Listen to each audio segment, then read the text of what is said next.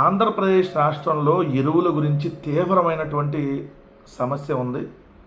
ఎందుకంటే రైతాంగం పంట పండించేటటువంటి సమయంలో ఆ పంటకు వేయాల్సినటువంటి యూరియా ఏదైతే ఉంటో యూరియా కానీ డిఏపి కానీ అవి అంతకుముందు జగన్మోహన్ రెడ్డి గారి ప్రభుత్వం ఉన్నప్పుడు ట్రాన్స్పరెంట్గా రైతు భరోసా కేంద్రం ఆధ్వర్యంలో ఏదైతే వాటికి సంబంధించి రైతులకు నేరుగా అందేటటువంటి పరిస్థితి ఉండేది.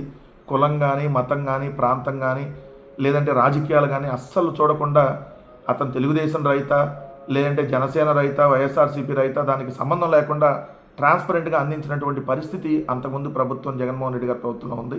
కానీ ఈరోజు చూస్తే ఆల్రెడీ వారపత్రికలే బ్యాన్ ఐటమ్ పెట్టి ఎరువులు ఏమైనట్లు అని హెడ్డింగ్ పెట్టేటటువంటి పరిస్థితి వచ్చిందంటే ఇంకా ఎంత దారుణమైనటువంటి పరిస్థితి కింద రైతాంగం ఈరోజు అంతగా ఇబ్బందులు పడుతుందనే దానికి ఈ వార్త ఒక ఉదాహరణ అని చెప్పాలి.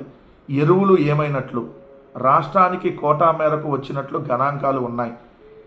పిఏసిఎస్ డిసిఎంఎస్ ఆర్ఎస్కేల్లో నిల్వలు నిల్లు, మార్కెట్లో బస్తాకు 200 వరకు అధికం, పక్కదారి పడుతున్న కఠిన చర్యల కరువు, రాష్ట్రంలో యూరియా డిఏపి ఎరువుల ధరలను వ్యాపారులు పెంచేశారు. కొన్ని చోట్ల రైతులకు అందుబాటులో ఉంచడం లేదు, కొన్ని చోట్ల కాదు, 99% ఆఫ్ ద రైతులకు ఈరోజు అందుబాటులో లేవు.